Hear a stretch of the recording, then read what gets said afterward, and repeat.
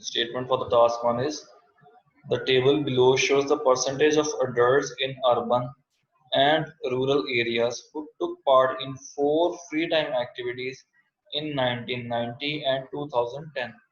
यानी कि टेबल में गिवन है परसेंटेज ऑफ अडल्ट्स, सिर्फ अडल्ट्स की बात की गई है, चिल्ड्रन की बात नहीं करेंगे।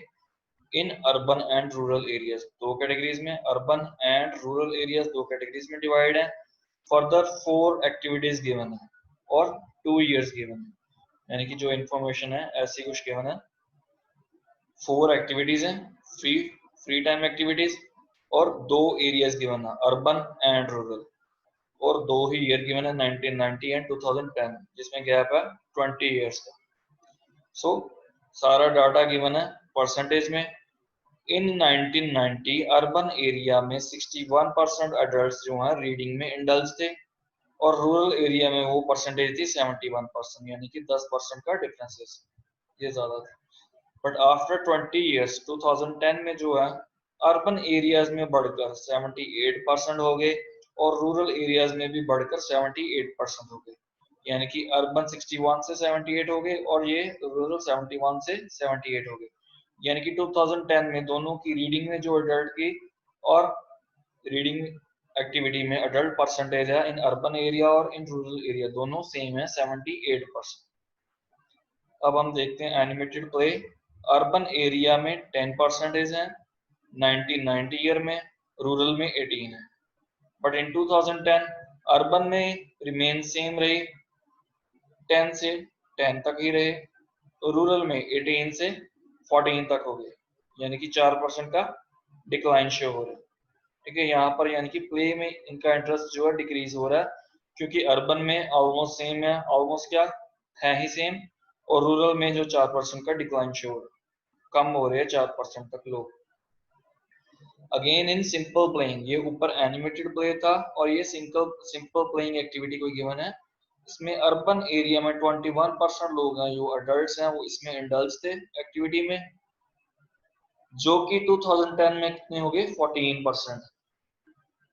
ठीक है, रूरल एरिया में 26% थे 1990 में, और जो 2010 में कितने हो गए 26%, यानी कि वो सेम रहे बिल्कुल।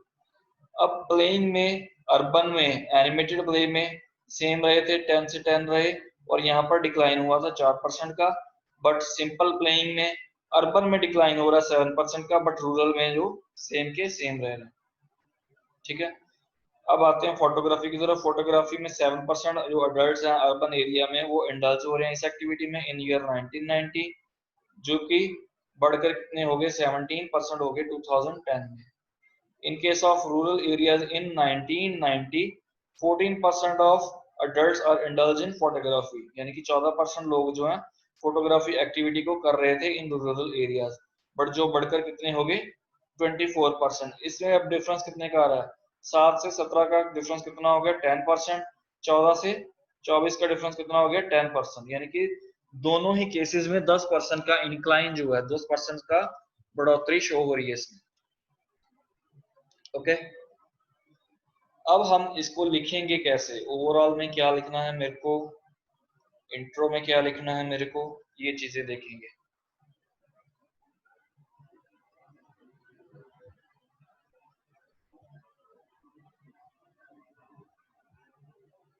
For writing introduction you have to include 5 things.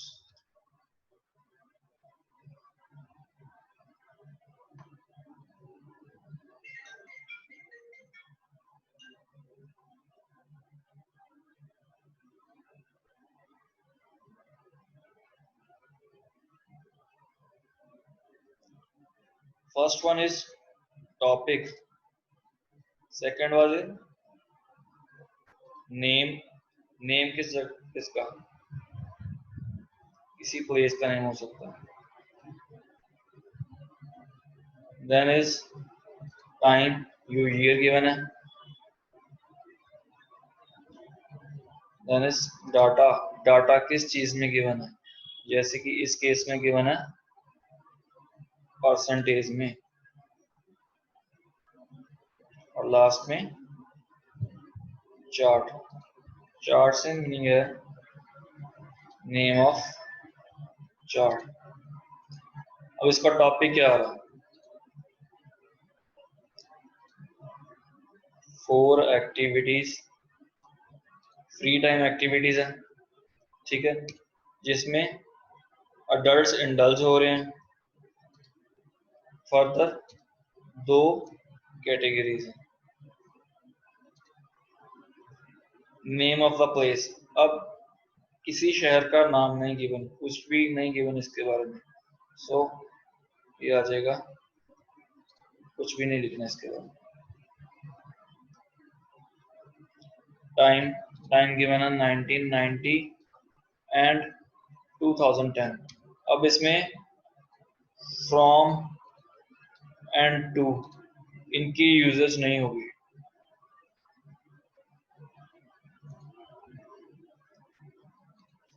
क्योंकि सिर्फ मेरे को 2 ही ईयर गिवन है, 2 से ज्यादा नहीं गिवन, और ना ही इनके बीच का डाटा गिवन है। ये जो डाटा है किस चीज में गिवन है, ये ऑलरेडी हमने लिख दिया है, परसेंटेज में गिवन है। डाटा किस चीज में गिवन है। Name of the chart meaning कौन सा चार्ट है, जैसे कि ये गिवन था टेबल चार्ट, ठीक है। ये होगी इंट्रो, उसके बाद पैराग्राफ आएगा ओवरव्यू का, ओवरऑल का, यानी कि brief description of data. Data में सबसे ज्यादा क्या देखने को मिला। अब चार्ट पर चलते हैं वापस, इंट्रोडक्शन देखते हैं क्या लिखा हुआ है। The tabular chart illustrates the information about the adults of the countryside and city areas engaged in 4 specific events to spend their leisure time in 1990 and 2010. The data is calibrated in percentage. यानी कि ये 3 जगह 3 जो चीजें ऊपर लिखी हुई हैं, name of the chart, tabular chart. अब इसके बारे में, टॉपिक के बारे में लिखा हुआ अडल्ट्स जो है कंट्री साइड और सिटी एरियाज के 4 स्पेसिफिक इवेंट्स में अपना फ्री टाइम स्पेंड करने के लिए जो इंडल्ज हुए हैं 2 स्पेसिफिक ईयर्स में, 1990 और 2010 में। नेम ऑफ द प्लेस कोई भी नहीं गिवन, इसलिए मैंने नेम ऑफ द प्लेस कुछ भी नहीं लिखा इसके बारे में। The data is calculated in percentage. अब मेरे पास जो डाटा है, रीडिंग में मेरे को इंक्लाइन शो हो रहा है दोनों में से, अर्बन में भी बढ़ रहा है और 71 और 78 रूरल में भी बढ़ रहा है। प्ले में डिक्लाइन शो हो रहा है, ये 10 का 10 ही है और 18 से 14 आ गया।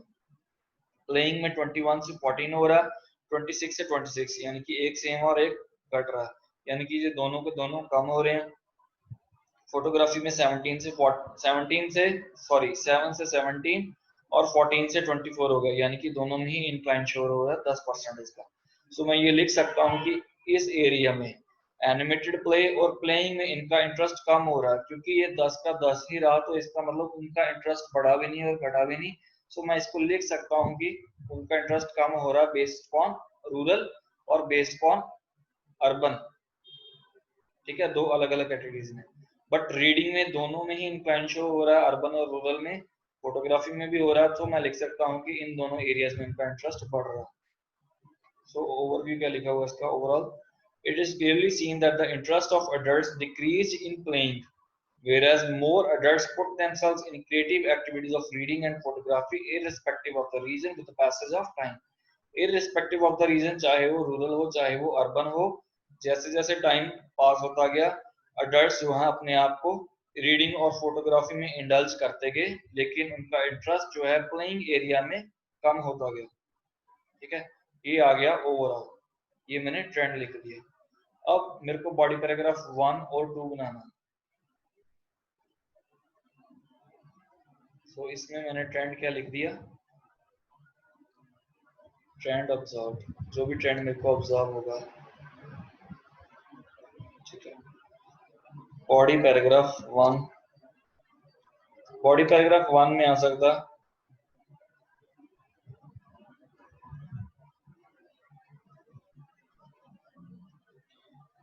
Inclining part. इंक्लाइनिंग पार्ट यानी कि रीडिंग एंड फोटोग्राफी।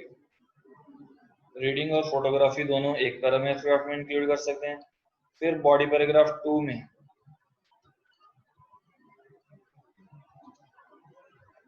डिक्लाइनिंग और you can say constant part, जो कांस्टेंट रहा। वो कौन से हैं? Animated play and playing area. So ये दोनों इंक्लूड कर सकते हैं।